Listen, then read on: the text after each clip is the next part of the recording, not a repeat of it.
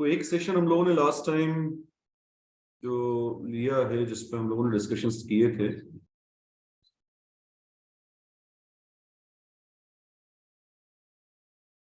Fundamental से बात की थी, स्मॉल रिकैप, जिसमें हमने बात की थी कि पाइथन आखिर क्यों पढ़ रहे हैं, सम फीचर्स, राइट। पाइथन के क्या क्या फीचर्स होते हैं जिनकी वजह से हम जो है इस लैंग्वेज की तरफ आए हैं इसको पढ़ने के लिए। Then we discuss the way of working, Python के प्रोग्राम जो है वो किस तरीके से काम करते हैं। हमने कंपेयर किया था इसको, यहाँ पे हमने कहा था कि इंटरप्रेटर्स काम करते हैं while in the other high level languages like C और सी प्लस प्लस और जावा वहाँ पे कंपाइलर्स होते थे। And we were discussing the differences between working of compilers and interpreters, किस तरीके से कंपाइलर और इंटरप्रेटर्स की वर्किंग में डिफरेंस होता है। देन आखिर में जाते जाते फिर हम लोगों ने कहीं जो है एक छोटा सा पाइथन का स्क्रिप्ट बनाया था। वो स्क्रिप्ट बनाने के लिए भी यूज नोटपैड, और नोटपैड पे स्क्रिप्ट बनाने के बाद में उसको फिर हमने एग्जीक्यूट करके देखा था। ठीक है, तो this is one way of जो मैंने उस दिन कहा था कि that is one way of executing the programs that you are writing. उसके अलावा और भी तरीके जो है प्रोग्राम को एग्जीक्यूट करने के होते हैं। ठीक है, मैं एक काम करता हूं, हम लोग जो उस दिन प्रोसेस जहां पहुंचे थे उसी को कंटिन्यू कर रहे हैं आज यहाँ से। I mean we are going to write a small script first of all and then will try to execute it. Fine, एक छोटा सा पाइथन का स्क्रिप्ट लिखना है, वो स्क्रिप्ट लिख के जो है हमें उसे एग्जीक्यूट करके देखना है। अब कोई भी प्रोग्राम, जैसा मैंने आपसे पिछली बार कहा था कि कोई भी प्रोग्राम जब बनाया जाता है तो उसको बनाने के पहले हमें ये पता होना चाहिए कि वो प्रोग्राम अगर हम बना रहे हैं तो उसको बनाने के पीछे मकसद क्या है। फाइन, तो प्रोग्राम को अगर आप बनाने जा रहे हो तो सबसे पहले जहन में सवाल ये आएगा कि ये प्रोग्राम में किस चीज के लिए बना रहा हूं। तो अगर मान लीजिए कि हाल फिलहाल अभी जो हम लोगों की मेच्योरिटी है, जितना हम पीछे देख के आए थे तो हम केवल प्रिंट वगैरह देख के आए थे कि प्रिंटिंग कैसे होती है, उसी को लेकर आज उसमें एक अपडेट कर देते हैं। और वो अपडेट ये है कि मुझे इस बार एक इंटरेक्टिव प्रोग्राम बनाना है। इंटरेक्टिव का मतलब ये है कि जो जब एग्जीक्यूट हो तो एग्जीक्यूशन पे यूजर से इनपुट मांगे और बदले में उसको कोई एक reply they they. That's it. ठीक है, पिछली बार जो हम लोग प्रोग्राम बना रहे थे that was doing the one way communication. तो वन वे कम्युनिकेशन कैसा हो रहा था, प्रोग्राम में आपने बोला print this and when you executed it that got printed, वो प्रिंट हो गया। इस बार you are going to update it. आप क्या करने वाले हैं, you are going to receive some information from the user. एक यूजर से इंफॉर्मेशन रिसीव करनी है किसी भी प्रकार की, देख लेंगे random, and then on that information you can perform some sort of functionality. आप कुछ उसके ऊपर फंक्शन भी परफॉर्म कर सकते हैं और उसको फिर आपको रिवर्ट बैक करना है ऑन द टर्मिनल ओनली। ठीक, तो एक बहुत ही छोटा कोड 2-3-4 लाइन का यहाँ पे बना के फिर विल एग्जीक्यूट इट, देखते हैं कैसे काम करता है। ठीक, तो as far as taking input from the end user is concern, तो इनपुट लेने के लिए पाइथन में एक फंक्शन ही यूज होता है और उस फंक्शन का नाम ही होता है इनपुट। ठीक है, इनपुट करके एक फंक्शन चलेगा, उस इनपुट फंक्शन पे आप जो है एक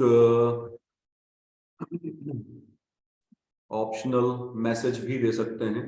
मान लीजिए कि मैंने आपसे कहा या मैंने इस तरीके से प्लानिंग की कि मेरा प्रोग्राम जब एग्जीक्यूट होगा तो सबसे पहले टर्मिनल पे वो डिस्प्ले करेगा, it will ask for the name from the end user. वो जो है पूछेगा कि भाई एंटर योर नेम, आपका नाम क्या है, वो यहाँ पर एंटर कर दो। ठीक है, अब इस बात को आपको पहले समझना पड़ेगा। पिछली बार मैंने आपसे एक चीज कही थी, वो ये थी कि एक प्रोग्राम में जब भी कोई इंफॉर्मेशन को अगर हमें कहीं होल्ड करके रखना है, स्टोर करके रखना है, तो उसके लिए हमें एक कॉन्सेप्ट यूज करना पड़ता है। दैट कॉन्सेप्ट वाज क्या बनाना पड़ेगा, वेरिएबल बनाना पड़ेगा। तो अगर किसी भी प्रोग्राम में हमें किसी तरह की इंफॉर्मेशन को अगर स्टोर करके रखना है या होल्ड करवा के रखना है which you want to use later, जो आपको आगे चल के लगता है कि यार 4 स्टेटमेंट के बाद इस प्रोग्राम में मुझे इसकी जरूरत पड़ेगी, तो that information you need to store or hold somewhere, and that somewhere वाला part, that box container is called variable। Technically उसे वेरिएबल कहा जाता है। ठीक है, तो इसीलिए यहाँ पर हम एक काम करेंगे कि ये इनपुट फंक्शन जब भी एग्जीक्यूट होगा तो इसके ठीक सामने जो है मैंने इस तरह का एक अपडेशन और कर दिया जिसमें मैंने लिख दिया नेम इक्वल्स टू दिस।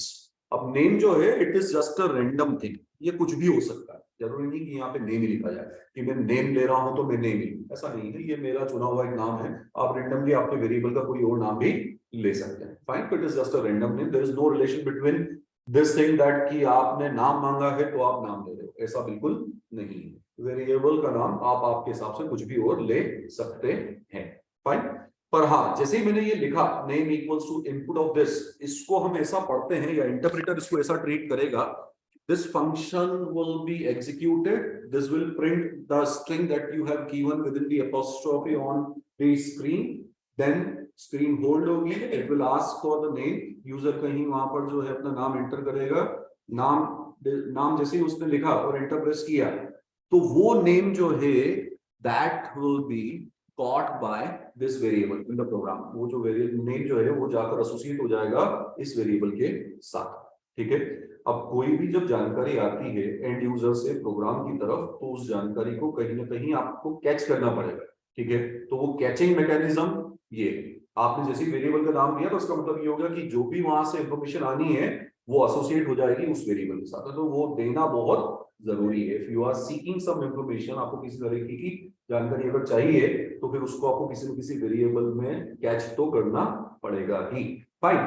तो this way after execution of this statement you will find that कि एक वेरिएबल क्रिएट हो जाएगा यहाँ पर पाइथन में, हमारे प्रोग्राम में, उस वेरिएबल का नाम होगा, फाइन। इसके बाद फिर हमने जो उस दिन प्रिंट वगैरह पे काम किया था उसी को यूज कर लेते हैं। आई यूज्ड प्रिंट, प्रिंट हम सबको पता है is used for printing some specific information और data on the screen. Terminal पे कोई भी इंफॉर्मेशन को अगर आपको प्रिंट करवाना है तो उसके लिए प्रिंट यूज होता है, और प्रिंट के साथ में मैंने लगा दिया हेलो और स्पेस क्लोजिंग एपोस्ट्रोफी, ठीक है। इसके बाद दी वेरिएबल। अब याद करो लास्ट टाइम जितनी चीजें पढ़ी हैं उसके हिसाब से what this statement is going to print. पहले तो अपोस्ट्रोफ के अंदर क्या लिखा है, हेलो, वो प्रिंट होगा एज इट इज। और पिछली बार अगर याद हो तो तुम्हें सम ऑफ टू नंबर्स इज, फिर हमने बाहर लिखा था वेरिएबल का नाम z, ठीक है। तो उसमें क्या हुआ था, पहले तो वो string as it is static display हो गई, और फिर वो z था वो क्या था, वेरिएबल था, उसकी वैल्यू डिस्प्ले हो गई, राइट। तो यहाँ पर क्या होगा, स्क्रीन पे this portion will be getting displayed followed by the value contained inside this variable, ठीक है। तो जो भी इस वेरिएबल में हम वैल्यू पास ऑन करेंगे डायनामिकली रन टाइम पे, यहाँ पर वो वेरिएबल जो है वो अपनी वैल्यू डिस्प्ले करेगा, ठीक है। तो आप अगर इस प्रोग्राम के एग्जीक्यूशन पे जाते हैं ज्यादा बेहतर और समझ में आएगा इसमें। इसे मैंने सेव किया, क्या बताया था कल मैंने, if you are working on notepad, ठीक है, पाइथन के प्रोग्राम्स को बनाने के लिए बहुत सारे एडिटर्स यूज हो सकते हैं। उनमें से जो बिल्कुल बेसिक वर्जन एडिटर के नाम पे जो हम जानते हैं कि जहां पे हम कुछ टेक्स्ट लिख सकते हैं, that is notepad, right. But इसका मतलब ये बिल्कुल नहीं है कि हम नोटपैड पे ही काम करेंगे। There are many many smart editors nowadays available, हम उन्हीं में से एक का चुनाव करने वाले हैं। मैं जिस पे काम करता हूँ दैट इज VS कोड। तो हम लोग VS कोड पे आएंगे ग्रेजुअली, बट देन एक आध दो प्रोग्राम इसको बना के दिखा दूं आपको, फिर हम VS कोड पे जंप करते हैं, जिससे आपको ये अंदाजा हो जाए कि अगर हम बिल्कुल रूट लेवल पे बात करें तो पाइथन के प्रोग्राम को किसी भी एडिटर में लिखा जा सकता है, just for that understanding, nothing else, fine. तो हम डिपेंडेंट नहीं है VS कोड पे या पाइथन पे या और किसी एडिटर पे, हम तो कहीं भी वो प्रोग्राम लिख सकते हैं आसानी से, हमें कोई समस्या नहीं आए, राइट। बट हाँ, इतना इंश्योर जरूर करना है कि अगर मैं किसी भी एक ऐसे एडिटर पे लाइक नोटपैड, अगर मैं कोई एक पाइथन की स्क्रिप्ट या पाइथन का प्रोग्राम बना रहा हूं, तो आई मस्ट इंश्योर दैट कि मैं अपने प्रोग्राम का नाम जो है एक्सटेंशन py के साथ में स्टोर करवाऊं। ऐसा नहीं करूंगा तो फिर वो डिफॉल्ट जो स्टोरेज होता है नोटपैड में, फिर वो txt वर्जन में हो जाता है, वो टेक्स्ट फाइल बन जाएगी। तो हमें इसे टेक्स्ट फाइल ना बनाते हुए हमें इसे पाइथन प्रोग्राम चूंकि यहाँ पे बनाना है, तो इसीलिए I need to take care of this while saving the file, ठीक है। तो इसे टेक्स्ट फाइल नहीं बनाना है, पाइथन प्रोग्राम की तरह सेव करना है। इसीलिए instead of this I selected all files, यहाँ पे I had given a random name से pgm2.py, that extension py indicates that this is going to be a program, fine.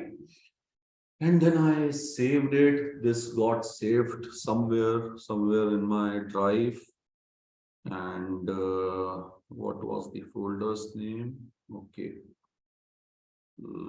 let's do one thing.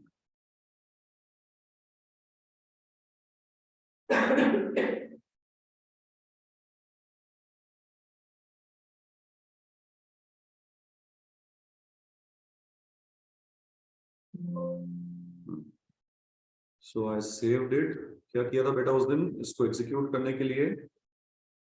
We went to Python, चला कहाँ रहे थे? Command prompt. ठीक है, तो हम जो है सबसे पहले विंडोज को यूज करते हुए रन पे सीएमडी लगा के, जैसे सीएमडी लिखा एंटर प्रेस किया तो हमें पता है कि वो डिस्क ऑपरेटिंग सिस्टम ओपन होता है।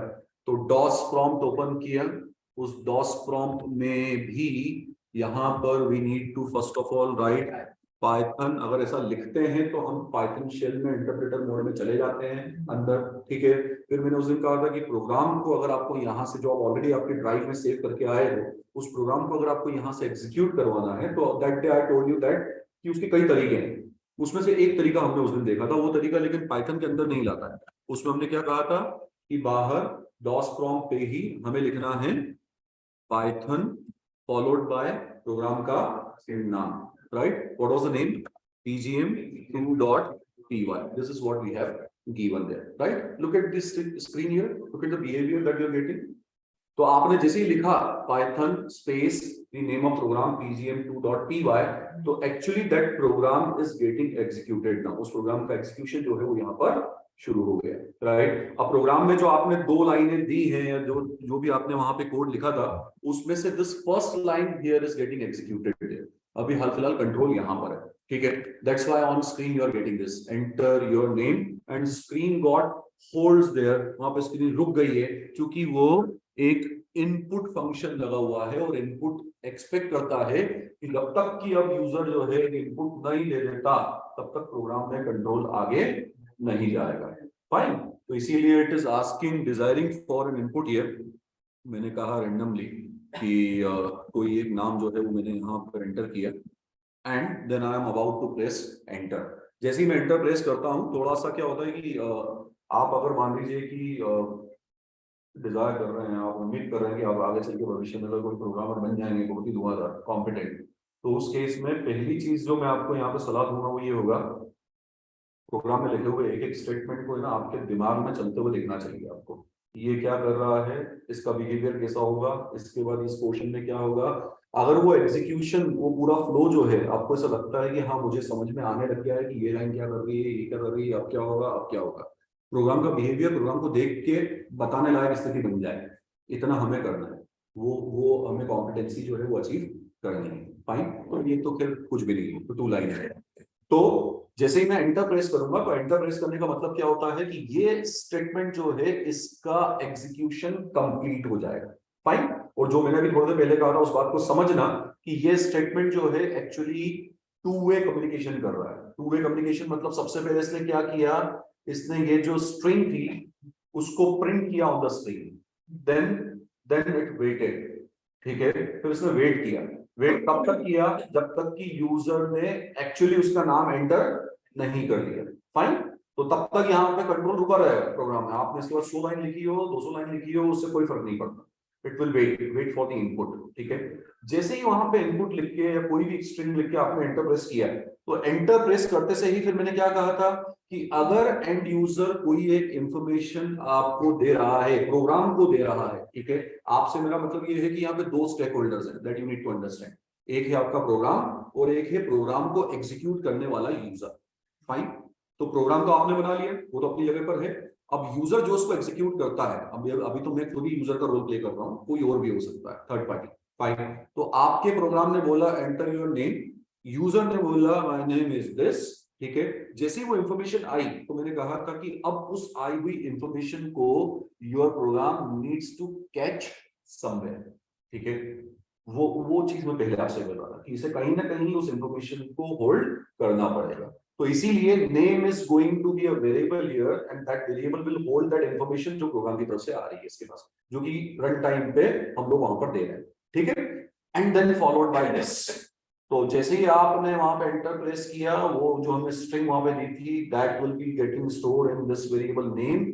और प्रिंट फिर हमने एक लगाया है। प्रिंट का काम वन डायरेक्शनल कम्युनिकेशन है। प्रिंट का मतलब सिर्फ ये होता है कि प्रोग्राम के पास कोई इंफॉर्मेशन है, वो स्क्रीन पे उसको प्रिंट करवाना चाहता है, दैट्स इट। तो ये क्या करेगा, प्रिंट हेलो।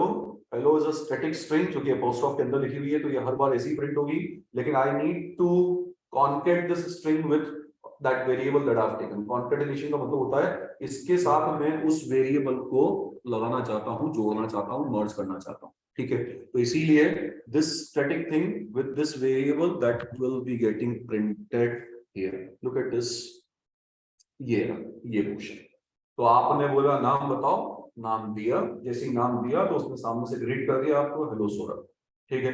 तो this is one program in which you have taken the input from the user and then you had provided the output as well, ठीक है। तो एक बहुत ही बेसिक एक प्रोग्राम है जो कि हमारे लिए ये काम कर रहा है। हमें इसको थोड़ा और अपडेट करते हुए चलना है, ग्रेजुअली एक करके बेबी स्टेप्स चलेंगे तो हमें थोड़ी बात चीजें और समझ में आ जाएंगी, ठीक है। अब जो मैं उस दिन आपसे बोल रहा था कि प्रोग्राम को एग्जीक्यूट करने के कई तरीके, उनमें से पहला ये।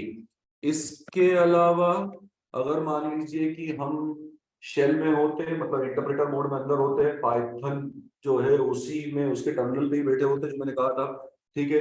तो यहां से भी आप आपके प्रोग्राम को एग्जीक्यूट करवा सकते हैं, ठीक है। और यहां से एग्जीक्यूशन करवाने के लिए फिर वो जो मैं आपको यहाँ पे बता रहा था स्क्रीन दिस, यहां से एग्जीक्यूशन करवाने के लिए you need to give this particular command, and that command is exec, which is what you call, which stands for execute, ठीक है। आप execute कमांड जो है वो यूज करते हैं और उसके साथ में you need to pass all these things there। जैसे अगर मैं यहाँ पे लिखूं execute followed by open, open मतलब I need to open that program which is stored there in my local drive। क्या था हमारे प्रोग्राम का नाम, pgm2.py, and I'm opening it in read mode, ऐसा मेंशन करना पड़ेगा। और ये स्टेटमेंट मैंने लिखने के बाद में यहाँ पर एंटर प्रेस किया, तो यू विल फाइंड दैट कि अच्छा यहाँ से भी using this way also I can execute the script, ठीक है। इस तरीके से भी स्क्रिप्ट जो है उसे एग्जीक्यूट किया जा सकता है। तो दो जरिए हैं प्रोग्राम को अगर हम मान लीजिए एग्जीक्यूट करवाना चाहते हैं, एक तो बाहर पाइथन के बाहर डॉस प्रॉम्प्ट से, और दूसरा if you are inside the Python session जो मैंने लास्ट टाइम आपको बताया था, उस सेशन के अंदर बैठकर भी आप एग्जीक्यूट कमांड से आपके प्रोग्राम को एग्जीक्यूट कर सकते हैं। बट प्रैक्टिकली अगर बात करें तो ये दोनों ही तरीके जो है मुझे जीवन में आगे चल के शायद ही काम आए, क्योंकि जैसा मैंने कहा कि हम जिन एडिटर्स पे काम करते हैं वो एडिटर्स हमें सारी फ्लेक्सिबिलिटी देते हैं, सिंटैक्टिकल एरर्स भी वो चेक करके दे देंगे, उसके साथ में एग्जीक्यूशन भी वही हो जाता है, एक बटन प्रेस करना पड़ता है तो things will be executed, debugging भी हो जाती है, एरर चेकिंग भी वही हो जाती है, सब कुछ हमारे एडिटर्स पे काम हो जाता है।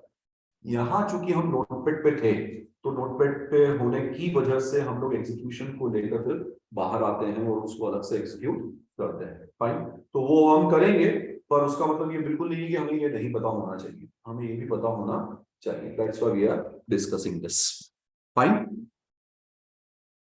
ये स्क्रिप्ट तो क्लियर थी, इसमें कोई डाउट तो नहीं बेटा? देखिए अब मैं चाह रहा हूं इस प्रोग्राम में कुछ अरिथमेटिक ऑपरेशंस परफॉर्म करना, कोई भी एक नंबर में एंटर करवा दूं, उस नंबर के ऊपर कुछ अपडेशंस करवा दूं, अपडेशंस करके रिजल्ट प्रिंट करवा दूं, ठीक है। तो कोई एक दिमाग में कोई एक चीज बिठा लो कि अरिथमेटिक ऑपरेशन के नाम पे सपोज मैं कोई एंटर अ नंबर बोल दूं इंस्टेड ऑफ नेम, इसी प्रोग्राम को अपडेट कर रहा हूं, एंटर नंबर, राइट, फाइन। और उसके बाद में मैं कोई एक रिक्वायरमेंट बता दो, नंबर को हम लोग रिसीव कर लें in something, that something is x which looks more relevant rather than name, तो इसलिए मैंने कोई दूसरा नाम ले लिया, x में वो इंफॉर्मेशन जाके स्टोर हो जाएगी, ठीक है। And then I want to say add something to it, फाइन। तो मैंने बोला x equals to, या x छोड़ो और आसान रखते हैं इसको, y equals to x plus 10।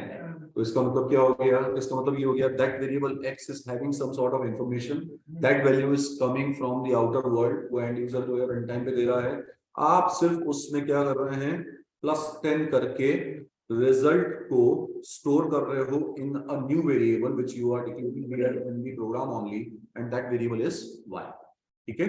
और फिर मैंने एक आउटपुट दिया और वो कहा कि increment in the number by 10 gives us what, y, ठीक है। तो मैंने सिर्फ एक प्रिंट लगा दिया, उस प्रिंट में मैंने ये लिख दिया कि आपने जो नंबर मुझे दिया है उस नंबर में अगर 10 का इंक्रीमेंट कर दिया जाए तो रिजल्ट ये आता है, और ये आता है, फॉर्मेट फिर से समझ जाओ, प्रिंट का फॉर्मेट ये जो अपॉस्ट्रोफ के अंदर दिया है this is all static. All static मतलब जैसा यहाँ लिखा है वैसा ही स्क्रीन पर प्रिंट होगा, ठीक है। But if you want to print some variable with that तो this would be the way. इस तरीके से कॉमा लगा के वो वेरिएबल का नाम देते हो तो वेरिएबल जो है ये रिप्लेस हो जाएगा बाय इट्स वैल्यू जो भी उस पॉइंट ऑफ टाइम पे प्रोग्राम में चल रही है, ठीक है। देन वी अच्छा ये प्रोग्राम मैं आपको अभी बता दूं आगे बढ़ने के पहले कि इस प्रोग्राम में एरर आएगी, ठीक है।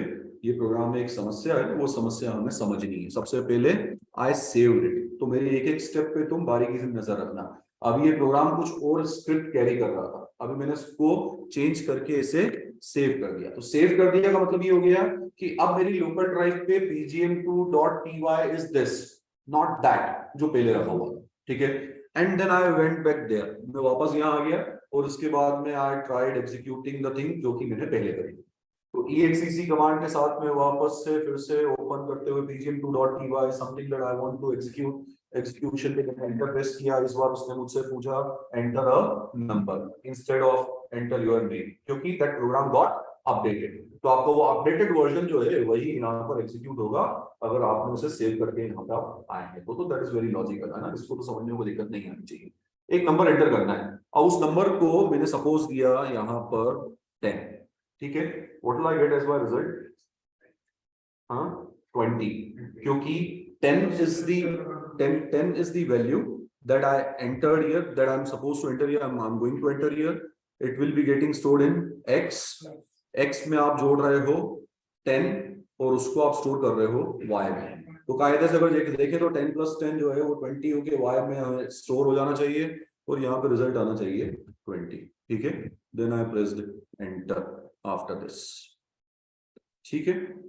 कुछ हुआ? कुछ भी नहीं हुआ। क्यों नहीं हो रहा? कारण हाँ पता नहीं क्या क्या चल गया। देखो enter your name Satish, hello Satish, ये नीचे वाला फंक्शनिंग हमारी ये वाली enter a number 10 that we enter, फिर इसके बाद पता नहीं कुछ लिखा हुआ आ रहा है इसमें,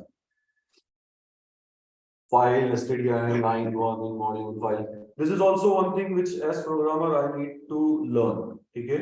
मुझे ये समझना पड़ेगा। देखो प्रोग्राम बनाना, प्रोग्राम्स को एरर फ्री बनाना कि प्रोग्राम सही काम करें, वो तो सभी का टारगेट है, राइट। लेकिन वो टारगेट अचीव करने के लिए मुझे एरर्स को पढ़ना और एरर्स को समझना बहुत अच्छे से आना चाहिए कि आखिर प्रोग्राम में कोई समस्या आई है। और अगर मुझे एग्जीक्यूशन के दौरान या प्रोग्राम क्रिएशन के दौरान जो है इंटरप्रेटर बता रहा है कि ये दिक्कत है हमारे प्रोग्राम में, तो उसको पढ़ के भी समझ में आना चाहिए कि ये दिक्कत आखिर क्या है, ठीक है। वो मैच्योरिटी भी चाहिए। तो अब ये बोल रहा है can only concatenate string to string but not integers, ठीक है। जैसा मैंने पढ़ा उसको वैसा सुनो, rather than वहां देखने के। मैंने इसको पढ़ा है can only concatenate string, str stands for strings here, can only concatenate strings to strings but not to integers. आप स्ट्रिंग्स को स्ट्रिंग्स के साथ कॉन्केट कर सकते हैं बट इंटीजर्स को स्ट्रिंग्स के साथ कॉन्केट नहीं कर सकते। कॉन्केट का मतलब सिर्फ दो स्ट्रिंग्स को आपस में जोड़, ठीक है। तो अब यार अजीब सी बातें कर रहा है यार, कॉन्केट, व्हाई कॉन्केट? मैंने तो कॉन्केट जैसा कोई काम ही नहीं किया। Even I am not working on strings, I was willing to work on numbers. मैं तो नंबर्स पे काम कर रहा हूं, पता नहीं ये स्ट्रिंग क्यों ला रहा है। तो इसका कारण ये है कि ये जो आपका इनपुट फंक्शन है जो आपने यहाँ पे लिया हुआ है, that input function by default always returns a string, ठीक है। मतलब ये यूजर से जब भी कोई इंफॉर्मेशन देगा तो वो इंफॉर्मेशन हमेशा स्ट्रिंग के फॉर्म में ही इस वेरिएबल को पास ऑन करेगा। किस फॉर्म में? स्ट्रिंग्स के फॉर्म में। स्ट्रिंग्स क्या होती है? जैसे अगर मैं कहता हूं 10 तो 10 इज एन इंटीजर, फाइन। अगर मैं बोलता हूं 12.2 that is for us is a float, fine. अगर मैं बोलता हूं अपॉस्ट्रोफ में एबीसी तो एबीसी इज अ स्ट्रिंग। तो ट्राई टू अंडरस्टैंड दिस। जब भी हम किसी प्रोग्रामिंग लैंग्वेज में होते हैं तो प्रोग्राम के अंदर जो इंफॉर्मेशन होती है, जो डेटा होता है, वो डेटा कई सारी कैटेगरीज में सब डिवाइडेड रहता है। तुम बहुत थक जाते हो ना देवास से आते आते, हाँ है ना? हाँ उठो, बहुत कैसे लगते हैं पढ़ाई में। हम जब भी प्रोग्राम के अंदर होते हैं तो प्रोग्राम में जब भी कोई इंफॉर्मेशन स्टोर रहती है तो वो इंफॉर्मेशन कई सारी कैटेगरीज में डिवाइड होती है, that depend on type of information that you are having. अगर आपको नंबर्स होल्ड करना है तो इंटीजर या फ्लोट टाइप के वेरिएबल्स होते हैं। अगर आपको अगर अल्फाबेटिक वैल्यूज जो है वो आपको होल्ड करनी है तो फिर उन्हें स्ट्रिंग्स कहा जाता है। ठीक है, तो अभी जो मैंने कहा उस बात को समझो कि whenever you use this input function, then that input function जो भी वैल्यू ये रिसीव करेगा उसको ये किस टर्म में उस वेरिएबल में स्टोर करेगा, स्ट्रिंग के टर्म में। ठीक है, तो अगर आपने वहां 1 2 3 लिखा तो भी वो स्ट्रिंग बना के एक्स में भेजना है उसको।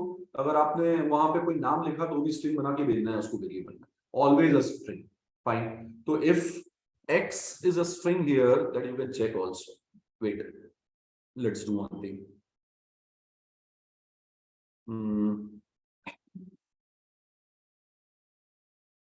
This can be justified as well.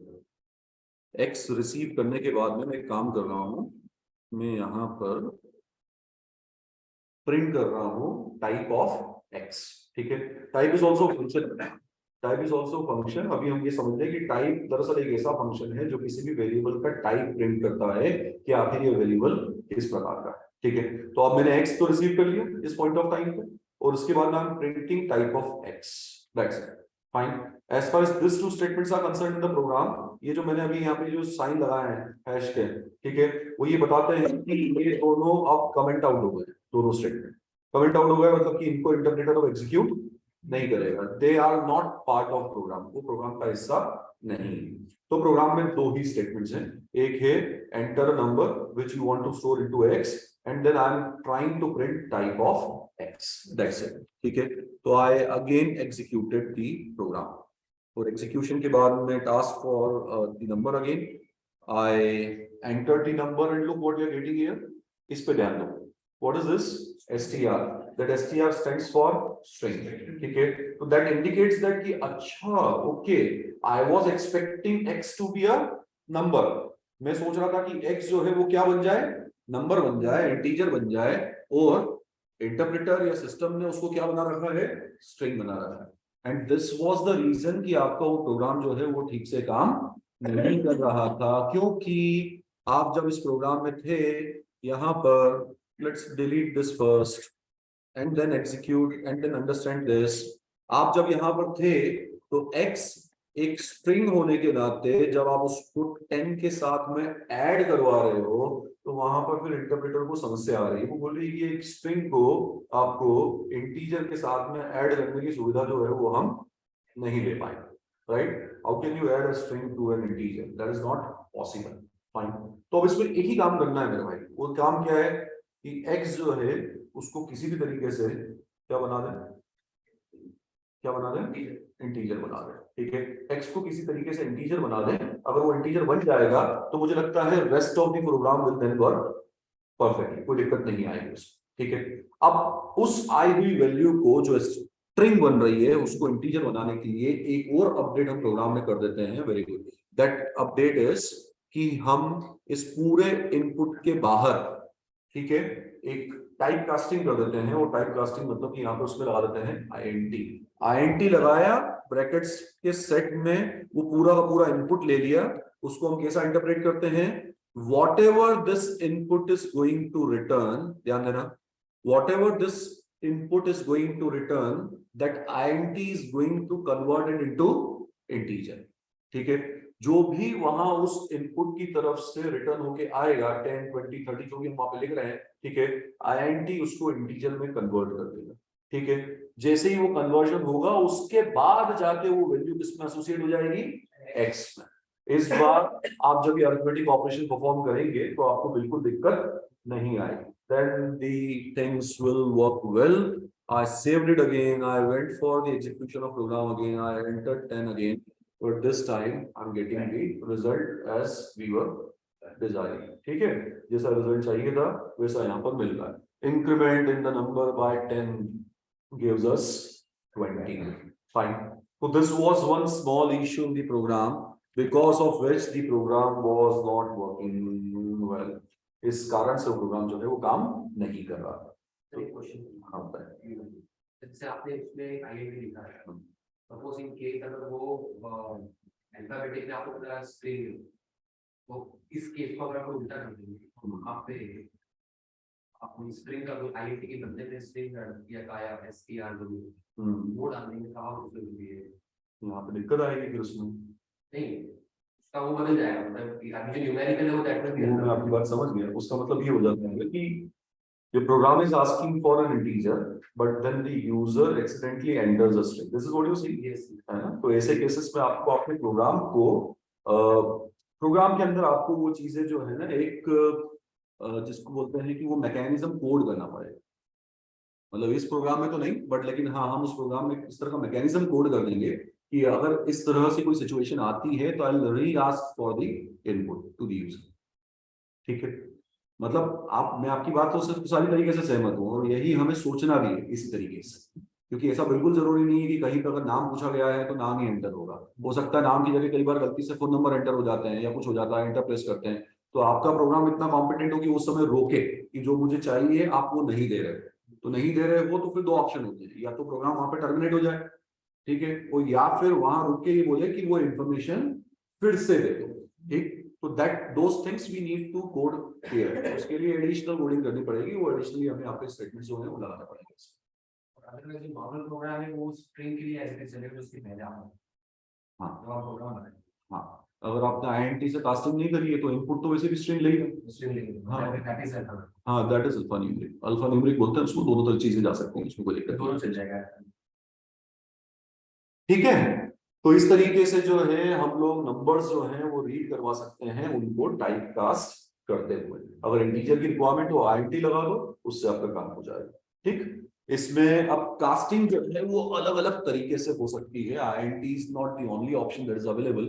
आप मान लीजिए कि अगर चाहते हैं कि आपका जो इनपुट आने वाला है वो सपोज फ्लोटिंग आने वाला है, फ्लोट मतलब कि डेसिमल्स में आने वाला है, तो instead of INT you can write here float as well. Float लिखने का मतलब ये हो जाता है कि whatever input you are desiring it in terms of float, है ना? फ्लोट टाइप का जो इनपुट है वो आप एक्सपेक्ट कर रहे हैं, और एक्स जो है उसके अनुसार आगे चलेगा। अब मैं अगर मान लो कि यहाँ पे से सेव करके वापस ये स्टोरी रिपीट करूं, तो this time I suppose enter 12.2 and I want my program to accept it, ठीक है, और मैं चाहता हूँ कि ये value 12.2 as it is x में एसोसिएट हो जाए और x में जो है अकॉर्डिंगली इंक्रीमेंट होकर मुझे मेरा आंसर मिलेगा। सो इट्स ओके, क्योंकि मैंने क्या किया, जो स्ट्रिंग आ रही थी उस स्ट्रिंग को कास्ट कर दिया, चेंज कर दिया किसमें, फ्लोट में। सो x becomes float and that's why I'm getting 12.2 as my value of x, and that got incremented as well by 10 and gives us 22.2 as the result। तो इसे हम प्रोग्रामिंग टर्म्स में टाइप कास्टिंग बोलते हैं। Type casting का मतलब ये होता है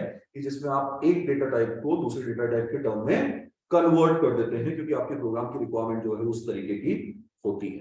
ठीक, इसमें कोई डाउट तो नहीं है? बढ़े आगे। अब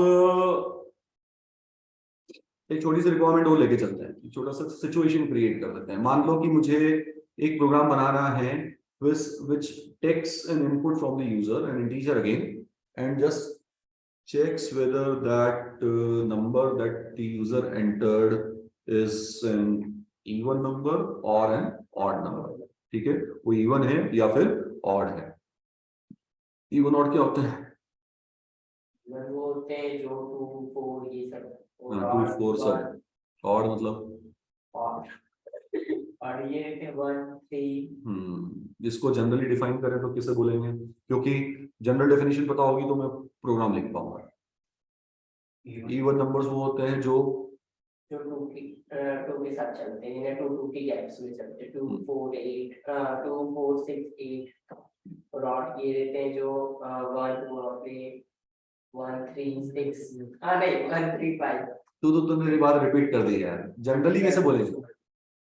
जो 2 से मल्टीप्लाई हो जाएंगे, तो मल्टीप्लाई तो सब हो जाते हैं, 3 भी मल्टीप्लाई हो जाता है 2 से। जो इसका वैल्यू मुझे बोल रहा हूँ बेसिक का हाँ, लिमिट नंबर्स बता दें सर। इवन नंबर्स आए वो जो 2 से डिविजिबल है, नंबर्स वो जो 2 से डिविजिबल है, तो ये तो प्रोफेशनल टर्म्स है, इसको क्या लिमिट टर्म बोल रहा है? तो ये डेफिनेशन है। अच्छा ओके, जैसे उदाहरण के तौर पे जैसे 1 खुद से होता है, 3 भी अपने आप से होता है। तो 3 तो 1 से भी डिवाइड होता है, लेकिन नहीं, जो मतलब जो अपने उससे 9 ऑड है या नहीं, और ऑड है ना, तो 9 खुद से भी डिवाइड होता है, 9 3 से भी डिवाइड होता है, 9 1 से भी डिवाइड होता है। तो आपकी परिभाषा फिट नहीं बैठ रही यहाँ पर। 9 3 नंबर से डिवाइड हो गया है, 9 3 1, और सही डेफिनेशन वही है जो कि अभी बोली। वो क्या थी डेफिनेशन? वो कि when a number is divisible by 2 then that number is called even, and if a number is not divisible by 2 that number is called odd. ठीक है, तो अब इसमें कोई भी नंबर बिठा लो, 9 अगर बिठा ले तो 9 इज नॉट डिविजिबल बाय 2, क्योंकि when you divide 9 by 2 it gives you remainder 1। ठीक है, और इस तरीके से अगर मैं बोलूं कि 34, तो 34 इज डिविजिबल बाय 2, क्योंकि जब 34/2 करोगे तो क्वोशिएंट 17 बनेगा और रिमाइंडर 0 आएगा। तो that's why you say that it is divisible by 2, that's why it is even. Fine, तो बेसिक जो मैथमेटिकल फॉर्मूला है, ठीक है, एक नंबर को इवन ऑड में डिफरेंशिएट करने का, वो फॉर्मूला ये है कि that number if is divisible by 2 even and if it's not odd.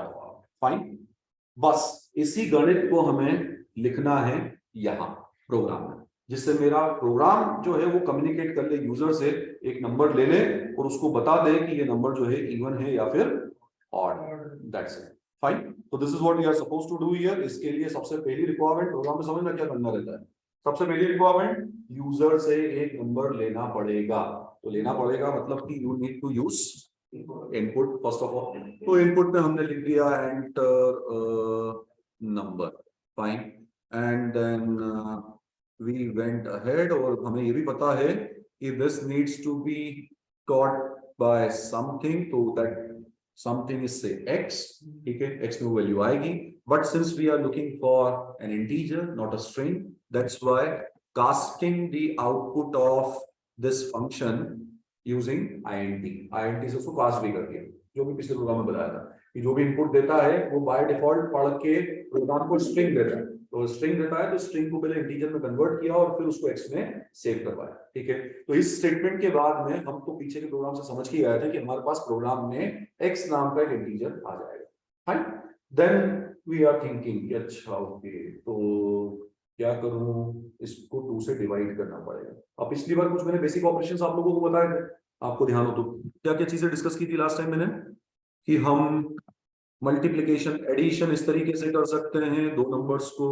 ठीक है, हम जो है सबट्रैक्शन ऐसे कर सकते हैं, हम जो है मल्टीप्लिकेशन ऐसे कर सकते हैं, हम डिवीजन ऐसे कर सकते हैं, अलॉन्ग विद दैट हम जो है इस तरीके से क्वोशिएंट निकाल सकते हैं।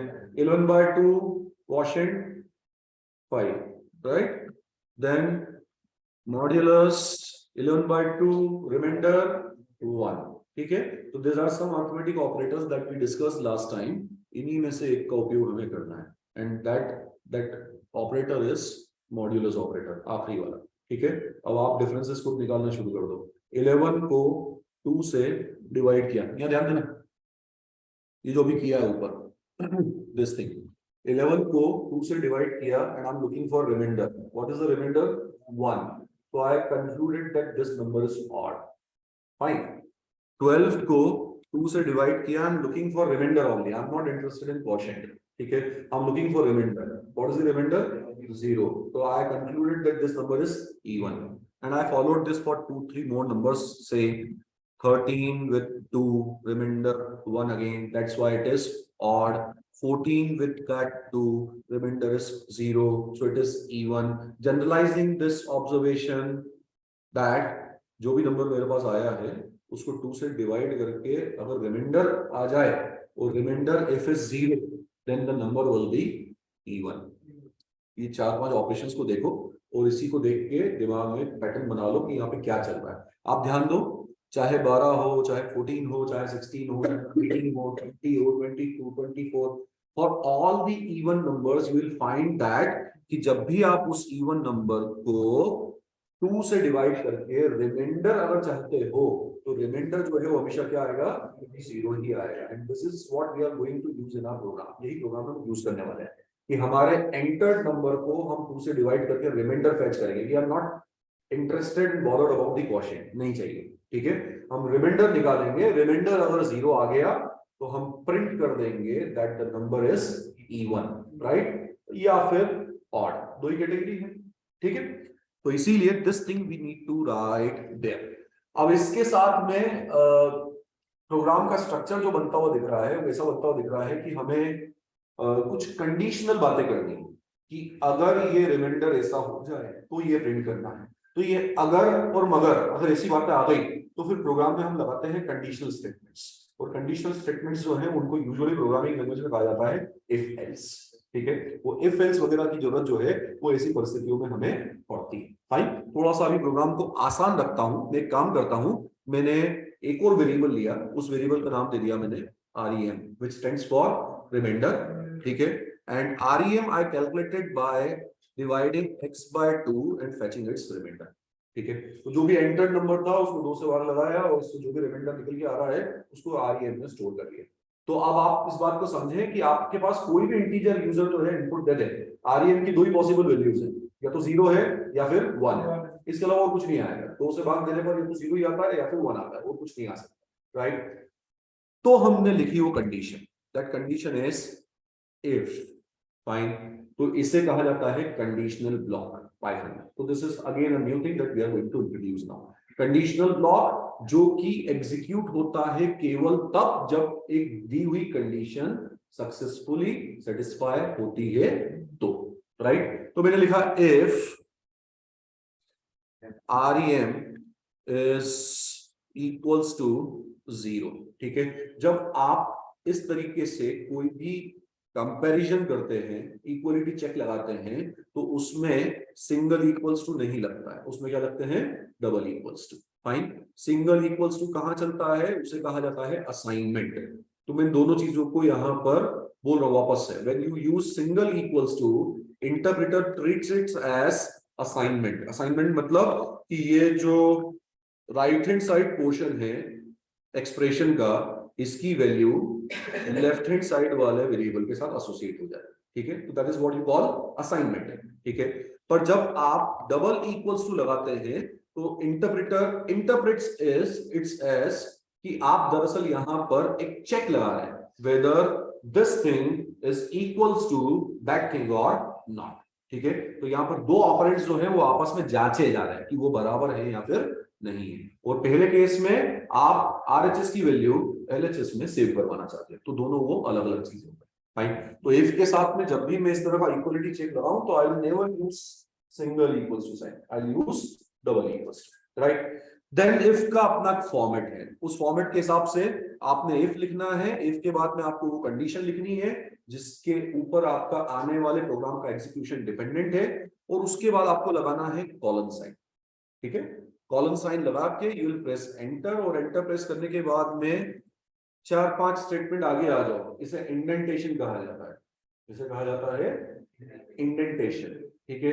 पाइथन में इंडेंटेशन का बहुत रोल है। जैसे अगर आपने अगर सी या C++ की अगर पुरानी अगर कुछ छवि अगर दिमाग में हो थोड़ी सी भी, तो तुम्हें याद होगा तो उसमें जब भी कोई जैसे मेन फंक्शन स्टार्ट होता था तो कर्ली ब्रैकेट्स के साथ शुरू होता था, कर्ली ब्रैकेट्स पे खत्म होता था। Even the functions, even the if blocks, मतलब कहीं ना कहीं हमें जब भी प्रोग्राम का कोई पार्ट या पैच लिखते हैं तो हमें उसकी बाउंड्रीज डिफाइन करनी पड़ती है कि ये वाला पार्ट यहां से शुरू होगा और यहां पर खत्म होगा। तो that boundary in Python we defined by a concept, and that concept is called indentation, ठीक है। तो वो अभी मैं वक्त के साथ में तो मैं ठीक से समझाता हूं, पर जैसे मैंने ये लिखा 4-5 वाइट स्पेसेस आगे आए, और यहां पर फिर मैंने प्रिंट किया print the number is E1, ठीक है। अब इस ब्लॉक को समझने की कोशिश कर रहे हैं। ये ब्लॉक का मतलब ये है if remainder becomes 0 then this will be getting printed, ठीक है। तो ये जो लिखा है ना statement, this statement is lying within the scope of if, ये if के स्कोप के अंदर है। ये तभी चलेगा जब if के साथ में एसोसिएटेड कंडीशन ट्रू होगी, सेटिस्फाई होगी, अन्यथा नहीं चलेगा, ठीक है। तो अब इंटरप्रेटर को पता कैसे चलेगा कि if के अंदर क्या है, if के सेटिस्फाई होने पे किसे एग्जीक्यूट करवाना है। तो बस वो जो इंडेंटेशन आपने दिया था ना उसी लिए दिया था, ठीक है। वो इंडेंटेड पार्ट जो है वही बता रहा है कि अच्छा तुमने थोड़ा आगे करके लिखा है, मतलब कि तुम इफ के अंदर इसको लिख रहे हो, इफ के सेटिस्फाई होने पे तुम इसको एग्जीक्यूट करवाना चाहते हो, ठीक है। Then I went for its alternate, फिर मैंने कहा आगे एल्स। दरअसल ये हमारा इफ एल्स एक ही ब्लॉक है, कंडीशनल ब्लॉक, वो यहाँ पे हम कंप्लीट करने वाले हैं। हम दरअसल हमारे प्रोग्राम को दोनों ही सिचुएशंस के लिए जो है आउटपुट के लिए तैयार कर रहे हैं कि अगर नंबर इवन आए तो भी ये प्रिंट करे और नंबर ऑड आए तब भी ये रिजल्ट प्रिंट करे, ठीक है। फिर हमने लिखा एल्स। एल्स में कंडीशन लगाने की आवश्यकता नहीं है क्योंकि else is actually a part of this if, ठीक है।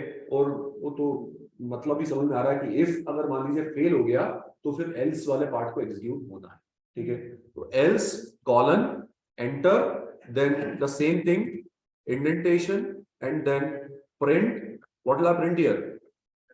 The number is odd, ठीक है।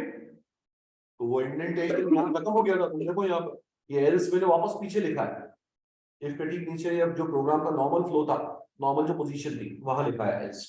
तो वो एल्स क्या बता रहा है, ओके इफ का जो इंडेंटेशन वाला पार्ट था उसमें केवल एक ही स्टेटमेंट है, तो you want this statement to be executed if this if condition satisfies. अगर ये सेटिस्फाई नहीं होती है तो else will come in picture then, और ये प्रिंट हो जाएगा उस केस में, ठीक है। What if I want to execute 5 statements if condition वाला जो condition है वो satisfy हो जाए, तो आपको यहाँ पर enter press करना पड़ेगा। आपको यहाँ पर जो है इस तरीके से वो 5 स्टेटमेंट जो है वो देने पड़ेंगे। अब इस बात को समझो, वो इंडेंटेशन का मतलब थोड़ा और बेहतर समझ में आएगा।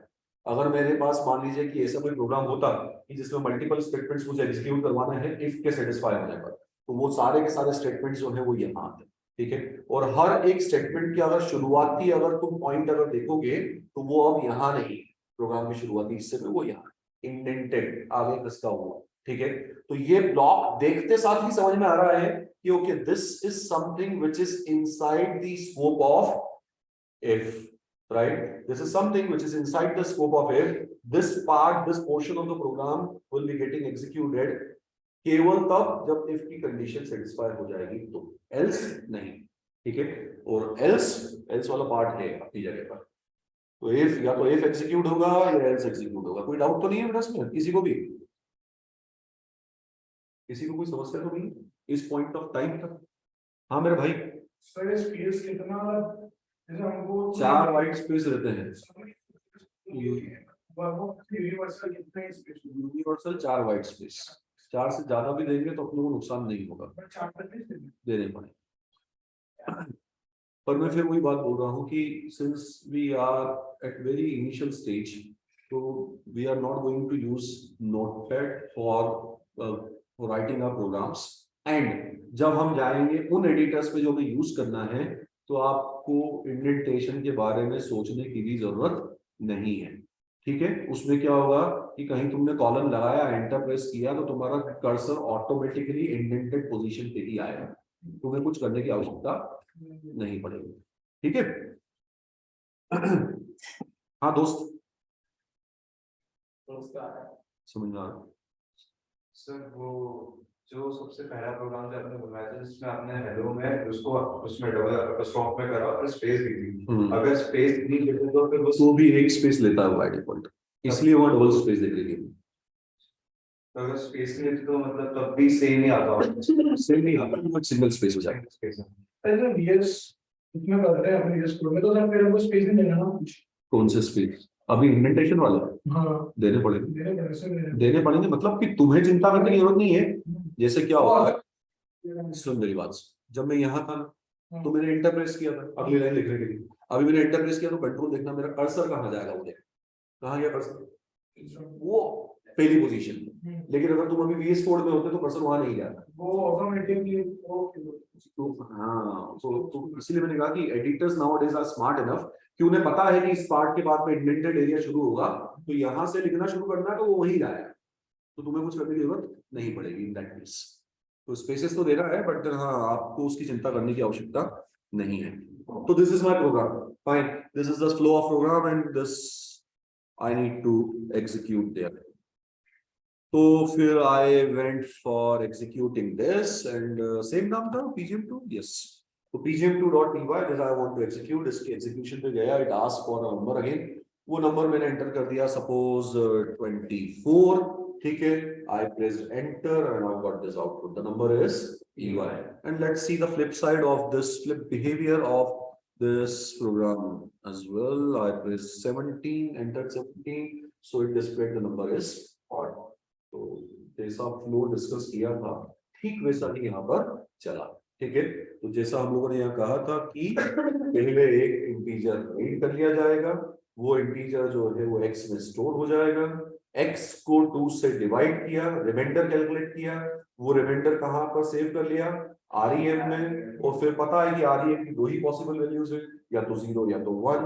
इफ कंडीशन लगाई, if REM is 0 then print number is even, else number is odd, ठीक है। तो else पे जाएगा ही तभी जब इफ कंडीशन के दिया हुआ ये जो कंडीशन ही सेटिस्फाई नहीं हो, राइट। कोई दिक्कत तो नहीं, हम बढ़ जाएं आगे, बढ़िया। कई बार क्या होता है, ऑप्टिमाइजेशन नाम की चीज होती है प्रोग्राम में। ऑप्टिमाइजेशन का मतलब होता है we must use minimum number of statements in order to complete the requirement, ठीक है। कम से कम स्टेटमेंट में हमारा काम हो जाए। पता पड़ा कि यार मैंने एक रिक्वायरमेंट दी, आप उस रिक्वायरमेंट को जो है 50 लाइन में पूरा करके ले आए, आप जो है उसको 100 लाइन में पूरा करके ले आए। प्रोग्राम का बिहेवियर तो दोनों का सेम ही है, आउटपुट जो यूजर को देखेगा वो भी सेम ही है, बट देन मेरे लिए फिर 50 लाइन वाला कोड जो है वो ज्यादा प्रायर है एज कम्पेयर टू 100 लाइन वाला कोड, क्योंकि जितना बड़ा प्रोग्राम होगा उतना ज्यादा एग्जीक्यूशन में समय लगेगा, जितना ज्यादा एग्जीक्यूशन में समय लगेगा यूजर को उतनी ज्यादा इरिटेशन होगी, मतलब यूजर को कुल मिला के ज्यादा टाइम स्पेंड करना पड़ेगा। नोबडी लाइक्स कि हम ऐसे एप्स या वेबसाइट से प्रोग्राम्स यूज करें जो कि रिस्पॉन्ड करने में ज्यादा टाइम लगाते हैं, ठीक है। समय किसके पास है, हाथ तो हाथ सब कुछ होना चाहिए। तो इसीलिए कोड ऑप्टिमाइजेशन नाम की भी चीज होती है जिसमें कि हमें इस बात का ख्याल रखना चाहिए कि कम से कम स्टेटमेंट में हम हमारा आउटपुट जो है वो निकाल कर ले आए, फाइन। तो ये जो प्रोग्राम मैंने बनाया है, इस प्रोग्राम में मैं एक चेंज करने वाला हूं। मैं यहां पर REM नाम का एक एक्स्ट्रा वेरिएबल कैलकुलेट नहीं करूंगा। I straight away do one thing, मैं इसको उठा रहा हूं यहां से, और ये जो REM मैंने लिखा था यहां पे इसको पुटअप कर देता हूं, ठीक है। क्या लिखा है यहां पर, इफ x दिस दैट, ज्यादा बेहतर अंडरस्टैंडिंग के लिए शायद ये ब्रैकेट काम कर जाए, चेक कर लेते हैं इसको एक बार, ठीक है। What is this now, I replace that variable REM by that expression, ठीक है। तो जब ये इफ की कंडीशन चलेगी, पहले तो चला के देख लें यार, ऐसा ना हो कि खोदा पहाड़ और निकली चुहिया। इसको चलाया, एग्जीक्यूट किया, I enter number and it worked well, fine. तो हमने जहां पर एक रिमाइंडर वाला जो पोर्शन लिया था, उस रिमाइंडर वाले पोर्शन में instead of calculating the remainder before if statement, हमने उसे इफ स्टेटमेंट का ही हिस्सा बना दिया, ठीक है। तो इससे ये हो गया कि वो जो मैंने अभी हाईलाइट कर रखा है पोर्शन, वो पोर्शन उसी पॉइंट पर कैलकुलेट हो जाएगा, उसकी एक वैल्यू आ जाएगी, और वो वैल्यू जो है कंपेयर हो जाएगी with 0, whether it is equal, so the thing that is getting calculated here is equals to 0 or not, ठीक है। तो इससे हुआ क्या, एक स्टेटमेंट कम हो गया, एक ऑब्जेक्ट कम, क्या मतलब एक वेरिएबल कम बनाना पड़ा, and the program is working the same way. अभी प्रोग्राम का बिहेवियर बिल्कुल वैसा ही। तो एग्जीक्यूशन में एक स्टेटमेंट कम एग्जीक्यूट हुआ, और साथ ही साथ मेमोरी ऑप्टिमाइजेशन की अगर बात करें तो REM नाम का एक एक्स्ट्रा वेरिएबल नहीं बनाना पड़ा, जिसके लिए फिर प्राइमरी मेमोरी में एक और जगह अपने को रिजर्व करनी पड़ती, एक और वेरिएबल नहीं बनाना पड़ा, एडिशनल वेरिएबल की आवश्यकता यहाँ पर नहीं पड़ी।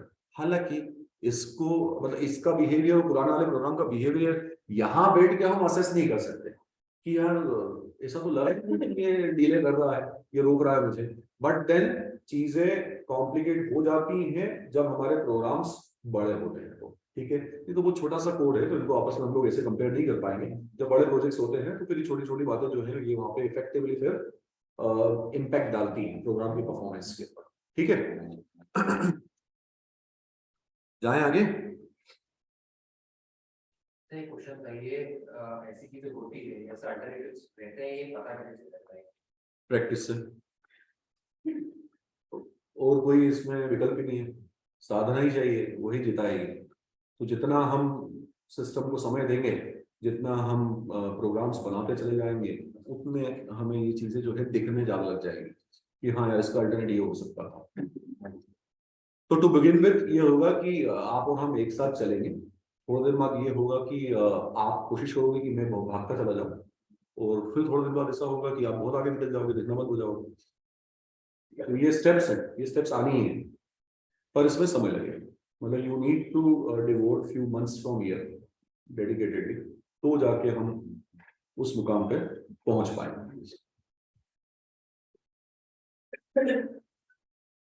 तो let's do one thing now, हम उस एडिटर की बात कर ही लेते हैं जिनकी जिसका इतनी देर से मैं मेंशन कर रहा था, जिस चीज को, उस एडिटर को ले लेते हैं। तो VS Code is something that we have to use now. VS Code is also open source, मतलब ये जो है आप इंटरनेट पे आराम से जाओ, उसकी वेबसाइट ढूंढो और वहां से इसको इंस्टॉल कर दो। VS Code की वेबसाइट मिल जाएगी, सीधे सीधे इसका आपको एक्जीक्यूटेबल वर्जन मिल जाएगा, सेटअप फाइल मिल जाएगी, वहां से इसको एग्जीक्यूट कर लेना VS Code को। Then just a sec.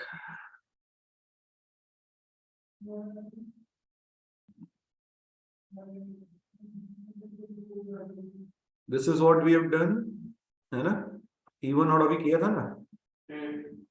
ठीक है, एक आध प्रोग्राम और देख लेते हैं।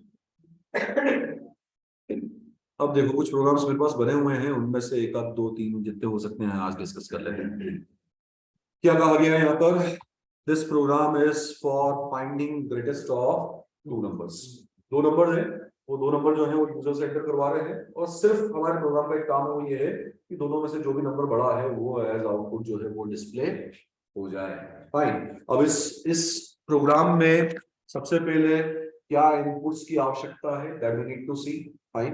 एंड देन उसके बाद में I will do the things accordingly, या फिर मैं एक काम करूं, ये प्रोग्राम बना हुआ है, इसको फिर से बना लेते हैं, हटाओ उसको, तो ज्यादा बेहतर समझ में आएगा कि चीजें किस तरीके से आगे बढ़ती है।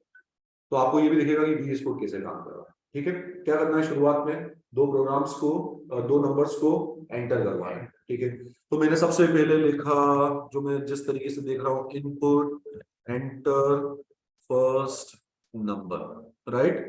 Then I know one thing that if I try to catch this into x, तो बाय डिफॉल्ट चाहे वो यूजर 12 लिख दे, 13 लिख दे, 14 लिख दे, वो इन टर्म्स ऑफ स्ट्रिंग जाकर x में एसोसिएट होगा। तो that I don't want since, तो इसीलिए I casted it, I changed it to integer. Fine.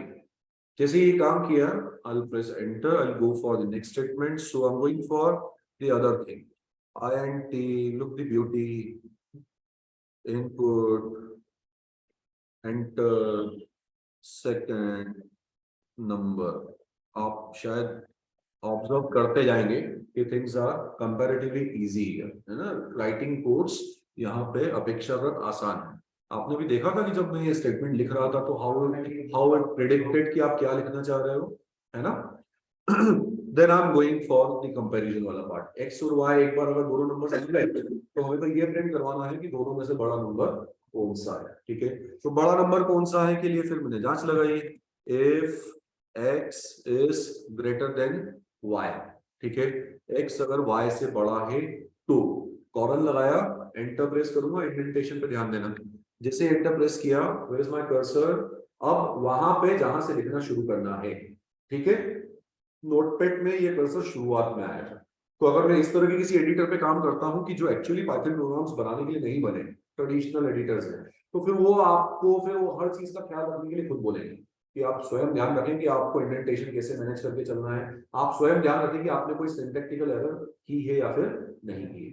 ठीक है, जैसे यहाँ पे मैंने लिखा है इफ, अगर मैं यहाँ पर इफ की जगह लिख देता गलती से ऑफ और आगे बढ़ जाता, ठीक है, तो यहाँ पर आप देखोगे तो उसके नीचे ही एक जो है ना एरर वाली लाइन आने लग गई है। उसके ऊपर में कंट्रोल ले गया, कंट्रोल ले जाने के बाद देखा तो उसने बोला यार of is not defined anywhere. ठीक है, तो this editor was not enough, ये हमें एग्जीक्यूशन तक नहीं रोकेंगे कि वो बाद में समझ में आ रहा है कि प्रोग्राम में समस्या आ गई है। ठीक, यहीं पर ही आपको बहुत सारी सुविधाएं मिल जाएंगी जिनको यूज करते हुए आप आपके प्रोग्राम में आई हुई एरर्स को करेक्ट कर सकते हैं। फाइन, तो if x is greater than y, then I'll print something and एक चीज और ध्यान दो, जैसे ही मैंने प्रिंट के बाद में लगाया एक ब्रैकेट, तो उस ब्रैकेट का पार्टनर ब्रैकेट अपने आप आ गया, मैंने सिर्फ ओपनिंग ब्रैकेट लगाया था, दैट्स क्लोजिंग ब्रैकेट ऑटोमेटिकली आ गया, क्योंकि इंटरप्रेटर को ये पता है कि अगर ओपनिंग ब्रैकेट कहीं आपने लिया है तो उसका क्लोजिंग भी आपको लगाना पड़ेगा ही, तो उसने बोला ये लो यार तुम अभी बाद में परेशान हो गए, अब इसी लगा, ठीक है। Then I need to write a string here, and that string is, देखो अभी वो जो लिखा है ना उसमें क्या first number is greater then the second number, दरअसल इसमें कुछ एक्सटेंशंस होते हैं VS कोड में, और मैंने एक एक्सटेंशन यहाँ पे इंस्टॉल किया हुआ है, यहाँ ये VS कोड का काम नहीं है बाय डिफॉल्ट, ये वो एक्सटेंशन उसके साथ जुड़ा हुआ है, वो एक्सटेंशन यहाँ पे काम कर रहा है, ठीक है। AI बेस्ड एक्सटेंशन होता है, वो क्या करता है उसके पास में बहुत सारे जो है कोड्स उसके डेटाबेस में ऑलरेडी हैं, तो वो हमारे प्रोग्राम के बिहेवियर को कहीं जो है प्रेडिक्ट करने की कोशिश करता है कि ये प्रोग्रामर आखिर क्या लिखना चाहता है, और वो आपको इस तरह के फोरकास्टेड कुछ वर्जन्स देता रहता है। अभी जैसे मैं लिखूं, यही अगर मेरी रिक्वायरमेंट है first number is greater then second number, मैं अगर यही लिखना चाहता हूं तो मैं केवल यहाँ पे टैब प्रेस कर दूं एक बार, तो जैसे ही टैब प्रेस करूंगा तो वो फाइनलाइज हो जाएगा, खत्म, I don't need to write it, वो अपने आप हो गया। एक्सटेंशंस आपको मिलेंगे यहाँ, this is the tab of extensions, और ये इंस्टॉल्ड एक्सटेंशंस है जो मेरे पास है यहाँ पर, और इन एक्सटेंशंस में से ये है वो टैब 9 जिसकी मैं बात कर रहा हूँ। This tab 9 extension is of VS Code, नाम पढ़ो उसका पूरा, tab 9 AI autocomplete extension it is for those languages. Autocomplete का मतलब ये है कि आप जो लिखने वाले हैं ये पहले से प्रेडिक्ट करता है कि आपको सजेस्ट करता जाएगा, क्या you want to write this, क्या you want to write this, क्या you want to write this, तो if you agree press tab, तो आपका काम काफी आसान हो जाता है इस तरीके से, ठीक है। Anyways, coming back to our program, so first number is greater than the second number, then indentation मेरे हिसाब से ठीक है, complete हो गया है क्योंकि ये के अंदर केवल यही चाह रहा था। Then I'll go for else block, else में फिर मैंने लिखा एक और print, और उस print में मैंने लिख दिया second number is greater than first number, पर अगर मैंने ऐसा कर दिया इसमें भी एक glitch है, तो हम बात करते हैं अभी।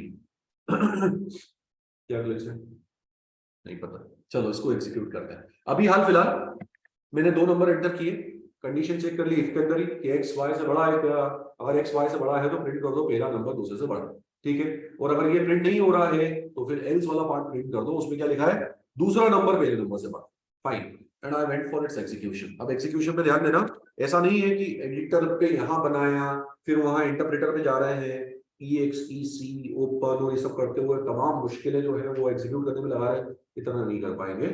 ये सीधे सीधे यहाँ पर रन पे जाओ, यहाँ से अगर चाहो तो रन कर लो, नहीं तो एक बहुत बढ़िया यहाँ पर एक बटन दिख रहा है प्ले बटन, इस पे अगर आ जाओगे तो सीधे आपका कोड है एग्जीक्यूशन पे आ जाएगा, ठीक है। जब मैं इस कोड को एग्जीक्यूट करूंगा तो एग्जीक्यूशन पे जो आउटपुट वाला है, जो बिहेवियर है प्रोग्राम का, वो यहाँ नीचे देखने को मिलेगा टर्मिनल में। तो दिस इज द टर्मिनल, यहाँ पर you are going to witness the behaviour of the, ठीक है। तो सब कुछ यही है, प्रोग्राम का कोड भी यही है, बिहेवियर भी यही दिखेगा सामने, फाइन। तो आई एम एग्जीक्यूटिंग दिस, जैसे एग्जीक्यूट किया, look at the terminal there, इस टर्मिनल पे यहाँ पर प्रोग्राम का बिहेवियर स्टार्ट हो गया है। It ask me for the first number, ठीक है। So I type 12, I press enter, then जैसा प्रोग्राम का बिहेवियर है ऊपर की एक एक लाइन पढ़ते हुए चलो, इसने फिर बोला कि enter second number, then I press say 30 and then I will press enter. जैसे एंटर प्रेस करूंगा तो ये दो स्टेटमेंट एग्जीक्यूट हो जाएंगे और इसके बाद में ये इफ कंडीशन जो है उसको चेक लगाने जाएगा, ठीक है।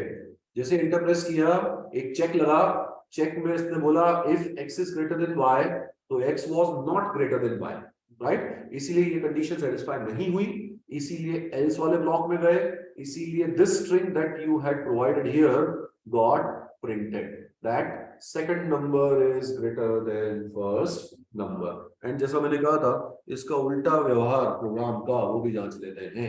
I executed the code again for looking the reverse behavior of that. 12 the first number, 10 the second number, I press enter and then I've got this first number is greater than second number, ठीक है। तो दोनों ही तरफ से जो है ये programme जो है वो बढ़िया काम कर रहा है। And this is one more example of using the conditional blocks in our programs. Conditional blocks को इस तरीके से हम programs में use कर सकते हैं, ठीक है। पर मैंने शुरुआत में कहा था कि इसमें एक टेक्निकल ग्लिच भी है। यहाँ एक ऐसी परिस्थिति है जो इस प्रोग्राम में हमने कवर नहीं की है, एंड दैट परिस्थिति इज इक्वल वाली, ठीक है। तो what will happen if मैं यहाँ पर इस कोड को एग्जीक्यूट करूं और एग्जीक्यूट करने के बाद में पहला नंबर लिखूं 12, दूसरा नंबर लिखूं 12 और एंटर प्रेस करूं और आउटपुट देखूं, आउटपुट में क्या आ रहा है, second number is greater than first number. झूठ बोल रहा है, second number is not greater than first number here, in fact both the numbers are equal here, दोनों नंबर जो है वो इक्वल। तो प्रोग्राम की कोई गलती नहीं है। पिछली बार मैं बोल रहा था कि प्रोग्राम तो वही करता है जो हम उसको करने के लिए बोलते हैं। तो अगर वो गलत बिहेव कर रहा है या किसी सिचुएशन में वो अगर ठीक बिहेव नहीं कर रहा है तो इसका मतलब ये है कि हमने हमारा काम ठीक से वहां पर नहीं किया। तो ये एक स्पेसिफिक सिचुएशन है जिसके लिए मेरा प्रोग्राम जो है वो वेल लेस्ड नहीं है, उसके अंदर मुझे वो मैकेनिज्म डालना पड़ेगा कि अगर दोनों वैल्यूज इक्वल आ गई तो it must print that the numbers are equal, instead of printing कि ये उससे बड़ा है या ये उससे बड़ा, ठीक है। क्या करें इसके लिए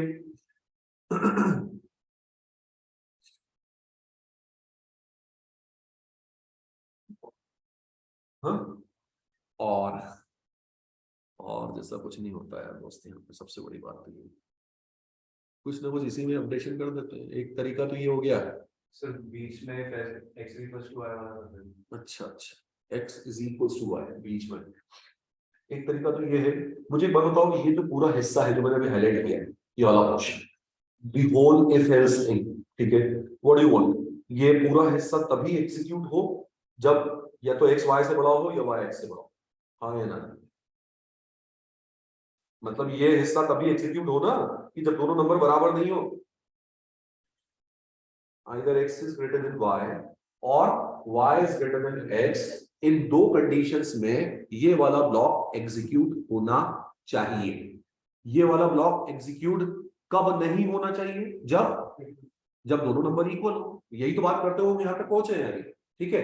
तो आई डू वन थिंग, मैं काम करता हूं, मैं AK4 लगाता हूं और मैं लिखता हूं इफ, ध्यान देना, x is equals to y, ठीक है, then print what, numbers are equal, ठीक है, else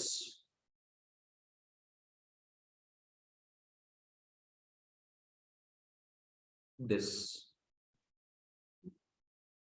what happened, किया क्या, इसे नेस्टिंग बोलते हैं। This is called nesting of if. Nesting का मतलब क्या होता है बेटा, नेस्टिंग का मतलब होता है इफ के अंदर इफ, ठीक है, इफ के अंदर इफ। अब मैं इस प्रोग्राम को कैसा देखता हूं, ध्यान से देखना। मेरा परसेप्शन इसको लेके बन रहा है कि सबसे पहले दोनों नंबर्स आएंगे और सबसे पहले ये जांचा जाएगा कि क्या दोनों नंबर्स इक्वल है। अगर इक्वल है तो प्रिंट कर दो that the numbers are equal.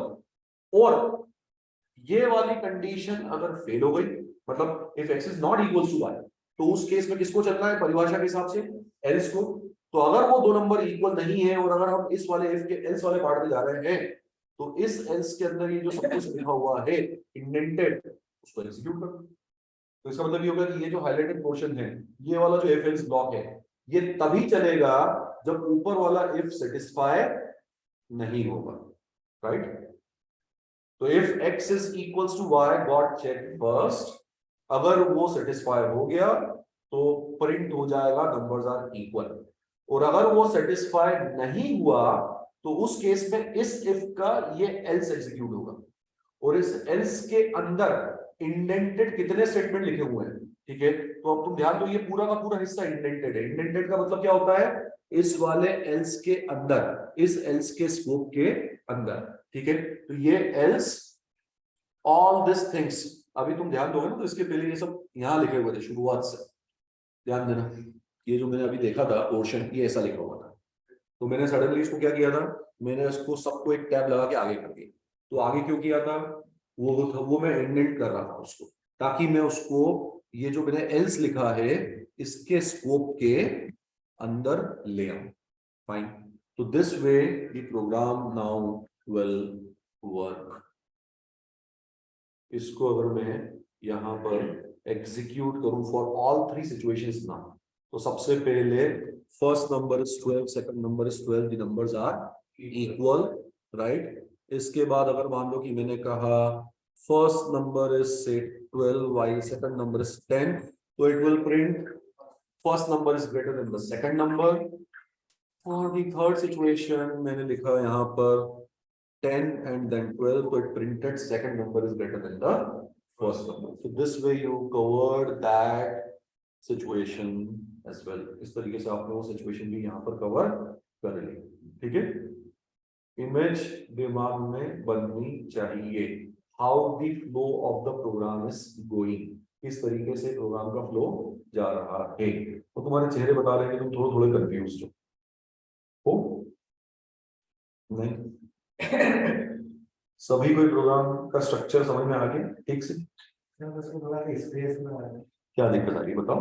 मतलब कहाँ पर क्या स्पेस देना है, जैसे आपको सोचने है कि स्पेस हम्म बाकी जो फ्लो में क्या स्पेस जो दे रहे हैं तो आपका मतलब ऑटोमेटिकली वो ले रहा है कि अपन दो पहले तुम्हें ये सोचना पड़ेगा।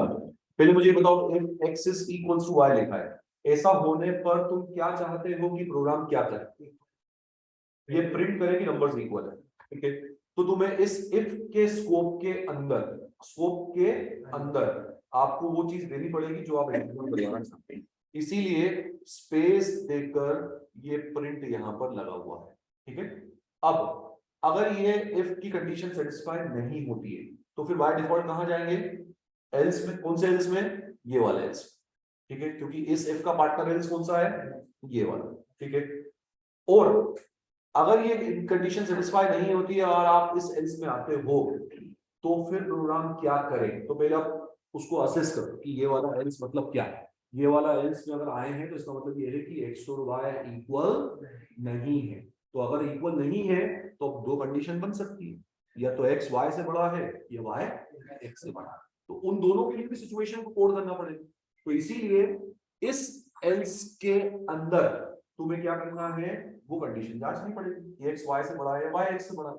तो ये जो पूरा हमने पार्ट लिखा है बेटा, ये वाला पूरा पार्ट, इस सबको स्पेस देके इसलिए लिखा है क्योंकि ये पूरा का पूरा जो हिस्सा है ना, ये एल्स के अंदर है, ये एल्स के स्कोप के अंदर, ठीक है।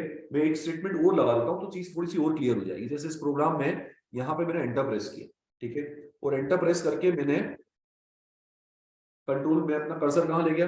Right to the first character, वापस से वहां चले गया, ठीक है। और यहाँ पे मैंने लिख दिया print the program displayed result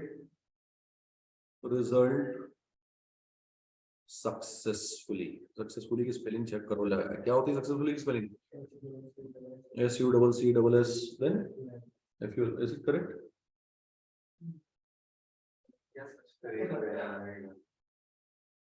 The program displayed result successfully, ठीक है। तो ये जो प्रिंट है, पहले तो तुम मुझे बताओ, तुमने सवाल किया था अभी, क्या ये प्रिंट आपके इस एल्स के स्कोप के अंदर है या बाहर है?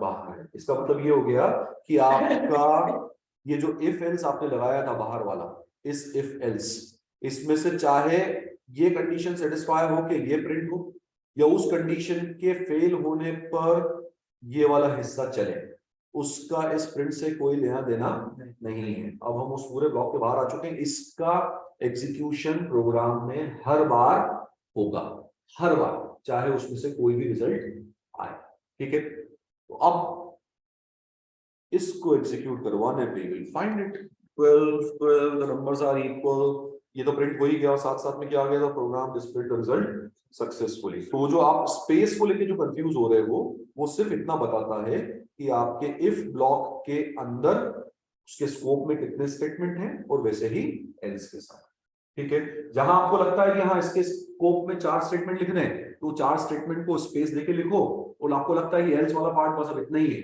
वापस बाहर आ जाओ और अपना प्रोग्राम स्टार्ट करो नॉर्मल, ठीक है। बोलो ठीक है बोलो, नहीं कुछ समस्या है क्या, ये बोलो। नहीं, अभी नहीं। अभी नहीं है। चल एक क्वेश्चन था मेरा। हाँ बोलिए। जाता है क्यों? कॉल आ रहा है। थोड़ा बाहर जाता है। थोड़ा ही आएगा, ये पढ़ाई कौन करेगा?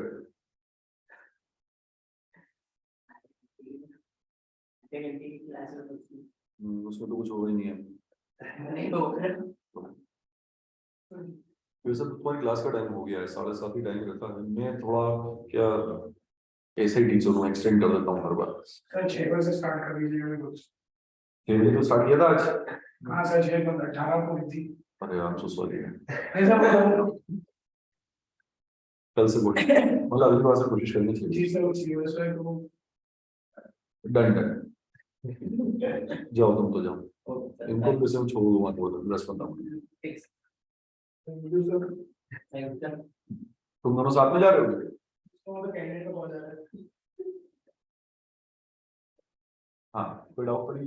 देखो इसमें सर हम जो रियल प्रोजेक्ट्स होते हैं, एक मेरे जो प्रोजेक्ट्स होते हैं, ये प्रोग्राम तो बहुत सारे सिनेरियोस बन जाते हैं। ये प्री डिफाइंड सिनेरियोस रहते हैं या मतलब हाउ डज दिस वर्क? हमारे लिए इसमें सब कुछ प्री डिफाइंड रहता है और प्रोग्रामर जो होते हैं उसको कोड करते हैं इसी तरीके से।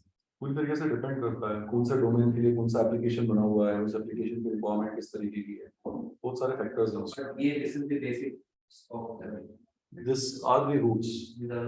हाँ ये तो वो एलिमेंट्स हैं कि जिनको आप लेके फाउंडेशन है ना, इसी तरह के पैचेस जब बहुत सारे जुड़ेंगे तब जाके आप किसी रियल वर्ल्ड एप्लीकेशन की तरफ जाओगे। वो सिनेरियो किसी भी नहीं और जो other There is no shortcut to reach that milestone. We have to first of all go through the steps. पहले वो बेबी स्टेप्स चलना पड़ेंगे, फिर उसके बाद में हम धीमा धीमा चलेंगे, जो मैंने बोला था, उसके बाद ही दौड़ लगा पाएंगे। और किसी भी नई चीज को अगर सीखना है जीवन में तो यही तरीका होता है, और वो यहाँ पे करना ही पड़ेगा। अगर आपको ऐसा लगता है कि ये जो पेस है ये स्लो है, तो फिर हम एक नई पेज बनाते हैं, उसमें सुपर पेस पे चलेंगे। यही से क्योंकि मेरी कोशिश में हमेशा इस बात का ख्याल रखता हूँ कि मैं ये नहीं चाहता हूँ कि तुम आगे चल के जो है 2 नंबर्स में से कौन सा बड़ा है वो प्रोग्राम बनाने में सक्षम हो जाओ, वो मेरा टारगेट नहीं है।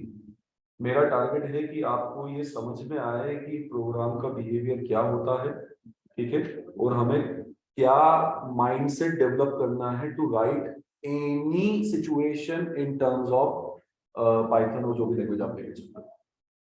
प्रोग्रामर वाला माइंडसेट बनाना पड़ेगा, और उसको बनाने के लिए दिया गया, मतलब हम जिस तरीके से चीजों को सीख रहे हैं, पढ़ रहे हैं, तो उससे हम ये नहीं सीख रहे हैं कि इवन ऑड का प्रोग्राम कैसे बनाते हैं और बड़े कौन सा नंबर बड़ा है उसका प्रोग्राम कैसे बनाते हैं।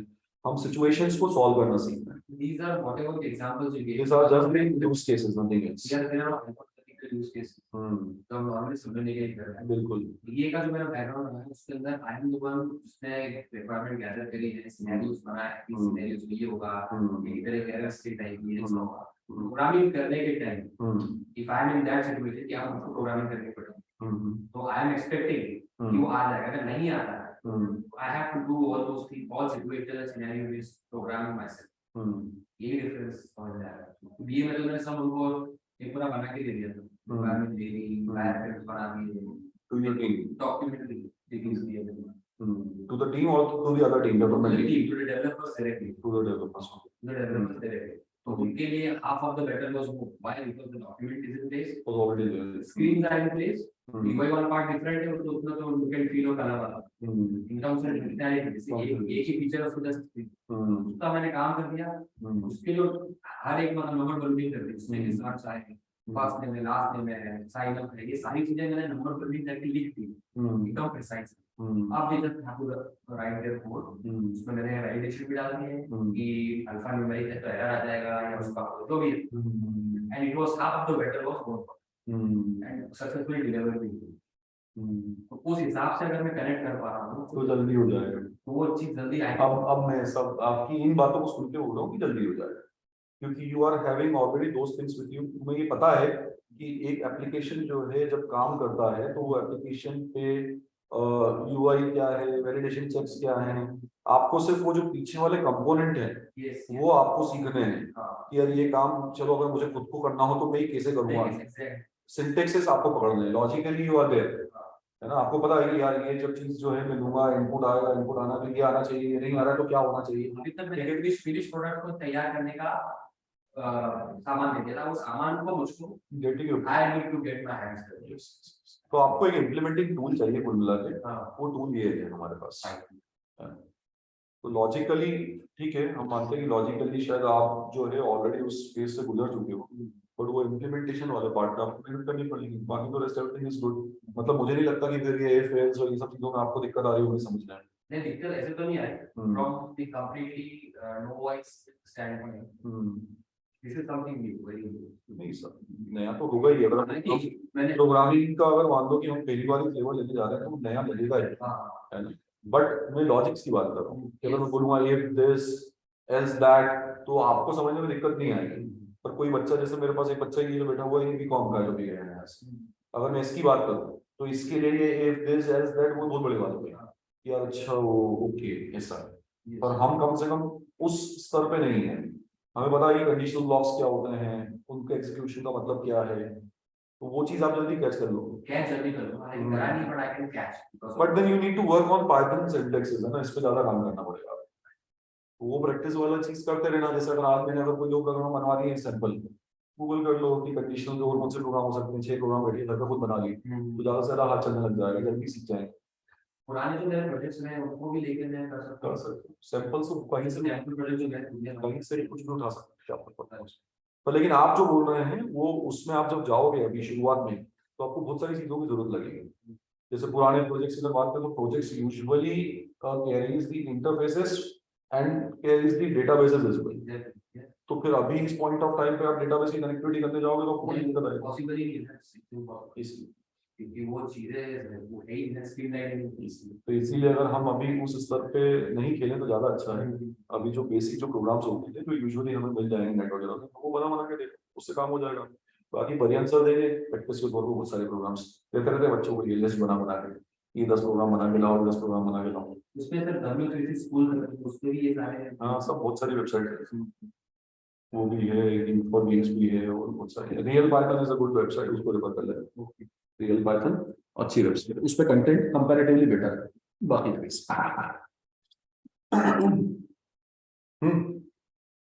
आ रहा है समझ में। हाँ सर। कोड्स को डीबग भी किया जा सकता है। डीबग का मतलब क्या होता है, स्टेप बाय स्टेप में एग्जीक्यूशन देख सकता हूँ उसका, ठीक है। मतलब जो मैं आपको विजुलाइज करवा रहा हूँ बार बार, अब ये चला, अब ये चला, अब ये चला, तो फिर क्यों विजुलाइज करूं, मैं सामने होते हुए देखना चाहता हूँ, साक्षात मेरे सामने एक एक स्टेटमेंट चले, ऐसा मैं चाहता हूँ। तो इसी प्रोग्राम को अंडर ऑल 3 सिचुएशंस जिसके लिए हमने प्रोग्राम बनाया, equal, x is greater then y and y is greater then x, मैं चाहता हूं कि इन तीनों परिस्थितियों में ये प्रोग्राम मुझे स्टेप बाय स्टेप चलता हुआ दिखे कि कैसे बिहेव कर रहा है, किस पॉइंट से किस पॉइंट पे जा रहा है, ठीक है। तो for that kind of assessment, for that kind of check over the program, I do a process and that process is called debugging, ठीक है। तो executing the program at a normal pace is something else, executing the program step by step with the keystrokes is called debugging, ठीक है। तो मैं यहाँ पर एक काम कर रहा हूँ, मैं इस प्रोग्राम को डीबग करता हूँ, हम लोग मिलकर देखते हैं कि वो कैसे होती है और उससे क्या फायदा होता है, ठीक है। बिहेवियर ठीक से समझ में आता है। अभी कई बार होता है ना कि स्ट्रक्चर को देख के ना मैं थोड़ा सा कंफ्यूज हो जाता हूँ, समझ में नहीं आ रहा सर कि इफ एल्स यहाँ जा रहा है कि वहां आ रहा है। वो बिहेवियर प्रोग्राम का अगर आपको और क्लोजली वॉच करना है, ओके ये ऐसा हुआ तो यहाँ गया, तो मुझे डिबगिंग काफी मदद करती है, ठीक है, प्रोग्राम का लॉजिक समझने में। तो I am doing one thing here, मैं इस प्रोग्राम को डिबग कर रहा हूँ हाल फिलहाल, और छोटी छोटी चीजें करता हूँ उसमें। प्रोग्राम का जो पहला स्टेटमेंट है उसमें कंट्रोल अपना यहाँ लेके आता हूँ, माउस का पॉइंटर, एक रेड डॉट दिखता है, उस पर अगर क्लिक कर दूं तो वो बोलता है कि आपने यहाँ पे एक ब्रेक पॉइंट लगा दिया, ठीक है। ज्यादा इसको डिटेल में पढ़ाऊंगा कैसे थे, ब्रेक पॉइंट लगा दिया। अब इसके आगे नहीं चलना। इसका यहाँ से डिबगिंग शुरू करनी है, ठीक है।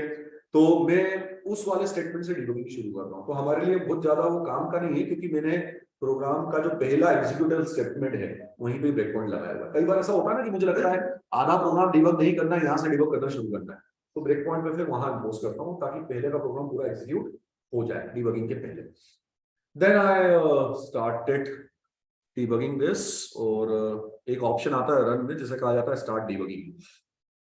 उस पे गए, पाइथन सिलेक्ट किया। अब आप देखोगे तो बाय डिफॉल्ट अपने आप जो है ना एक इस तरह की स्क्रिप्ट आपको दिख जाएगी, वो जहां आपने ब्रेक पॉइंट लगाया था वहां पे। ठीक है, अब इस स्टेप का मतलब ये है कि यार अब इंटरप्रेटर जो है ना इस प्रोग्राम को एग्जीक्यूट करने की तैयारी में है, और आपको ये जो ऊपर एक जो कंट्रोल की जो लिस्ट आई है यहाँ पर एक बीच वाला ऑप्शन है, बाकी भी समझेंगे। एक ऑप्शन है स्टेप इनटू करके, वो स्टेप इनटू पे मैं बार बार क्लिक करता जाता हूँ एक एक करके। जैसे एक बार अगर मैं क्लिक करूँ तो इसका मतलब ये हो जाता है कि system will execute this statement for me.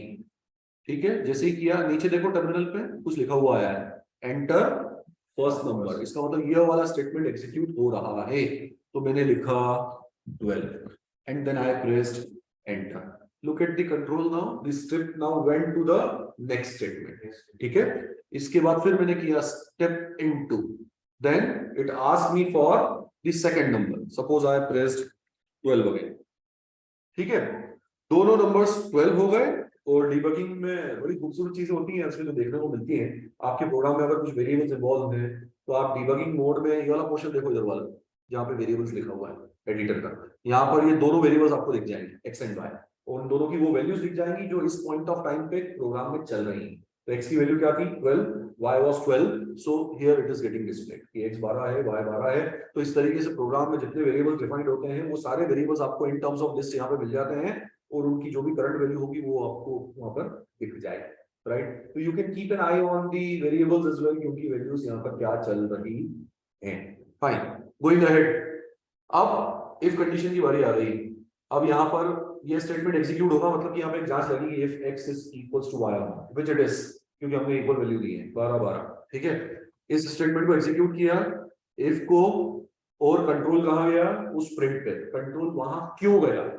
Control वहां इसलिए गया क्योंकि ये जो इफ के साथ आपने कंडीशन लिखी है वो सेटिस्फाई हो गई। That's why the control went inside the scope of that if, and that's why it will now print this when I execute, और वन स्टेप जब मैं आगे जाऊंगा। फाइन, क्या हुआ, दिस प्रिंट गॉट एग्जीक्यूटेड, वो टर्मिनल पे लिख गया रिजल्ट नंबर्स आर इक्वल, और ठीक उसके बाद मेरा कंट्रोल ये सब कुछ बाईपास करके कहां आ गया आखिरी स्टेटमेंट में। वो सब कुछ तो बाईपास करना ही था उसको, क्योंकि इफ की कंडीशन सेटिस्फाई होने पर ये चलाओ, और अगर इफ की कंडीशन सेटिस्फाई नहीं हो तो ये वाले एल्स के स्कोप के अंदर चले जाओ। तो अब चूंकि वो इफ सेटिस्फाई हो गया है तो इस एल्स के अंदर तो जाने का कोई सवाल उठता ही नहीं है। राइट, तो that's why this is the last statement which got executed as well. So our program behaved this way when the two numbers were equal. Right, so one more case for the same, मैंने मान लो इसे फिर से debug किया, I want to take a different set of inputs here, that's why। आगे बढ़े, पहला number यहाँ इसने मुझसे पूछा, suppose I entered 12 again, then it asked me for second number, I entered say this time 10, 12 and 10 are the values which you can see there on the variable part as well। 12 और 10, आगे बढ़े, अब फिर से ये condition यहाँ पे check हो रही है प्रोग्राम में, if x is equals to y, is it equal? No, it's not, right? तो इसीलिए जब आप इसको एग्जीक्यूट करेंगे तो this time you will find that the control will not go inside the scope of if, rather it will go inside else। तो जैसा हम डिस्कस कर रहे थे वो बिहेवियर हमें यहाँ पे देखने को मिलेगा। ठीक है, इस बार कंट्रोल जो है वो इफ के स्कोप के अंदर ना जाते हुए एल्स के स्कोप के अंदर चले गया, क्योंकि x is not equals to y this time। अब एल्स के अंदर जाने का मतलब ये नहीं हुआ कि अब कुछ आपने स्ट्रेट अवे लिख दिया कि ये प्रिंट करो, क्योंकि अभी तक आप सिर्फ ये जांच के आए हो कि x और y बराबर नहीं है। अब आपको ये जांचना है कि अच्छा इनमें से बड़ा कौन सा है, तो आपने एल्स के स्कोप के अंदर फिर से कंडीशन लगाई। उस कंडीशन में आपने लिखा if x is equals to y or not, right? इस बार this condition got successfully satisfied। That's why इस if के स्कोप के अंदर गए, and that's why ये प्रिंट एग्जीक्यूट हो जाएगा, और इस if का जो else है ये वाला, ये बाईपास हो जाएगा, ये एग्जीक्यूट नहीं होगा। तो ये प्रिंट हुआ, प्रोग्राम के एंड में आ गए और बाहर हो गए। ठीक है, और तीसरा वाला पोर्शन जो तो है आपको पता ही, ये अगर मैंने इसका उल्टा किया होता, मतलब मैंने अगर y बड़ा किया होता, तो ये वाली if बाईपास होती, इस एल्स के अंदर जाते, फिर ये if भी सेटिस्फाई नहीं होती, इस एल्स के अंदर जाते और ये वाला प्रिंट चलता उस केस में. So this is how our program is behaving, and you can have a close watch on behavior of the program by debugging it. आप debug करते हुए प्रोग्राम के बिहेवियर को और करीब से देख सकते हैं, ऑब्जर्व कर सकते हैं. ठीक है कि मेरा प्रोग्राम आखिर कैसे काम कर रहा है. बताइए कोई समस्या? जो भी किया, जो भी पढ़ा अभी तक उसमें, बोलो बोलो. नहीं तो फिर ये आखिरी कोड है आज का. क्या लिखा है इसमें देखो.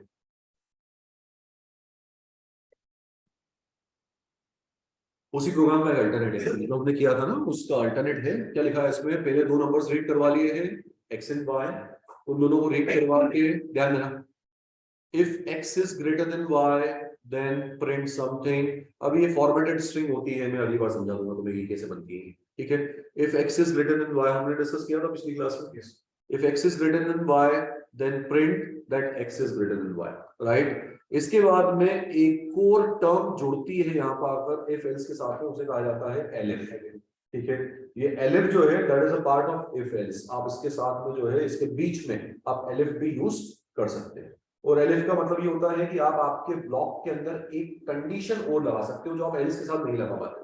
ठीक है. एल्स का तो मतलब सिर्फ इतना सा होता था कि ऊपर की कंडीशन अगर फेल हो गई है तो इसको एग्जीक्यूट कर दो. राइट. तो इसीलिए यहाँ पर एक और टर्म बीच में आती है इफ और एल्स की, उसे कहा जाता है एलिफ. और elif gives you flexibility of writing one more condition. ठीक है. तो इसको कैसा पढ़ा जाएगा? If x is greater than y then print this elif else if, which stands for else if.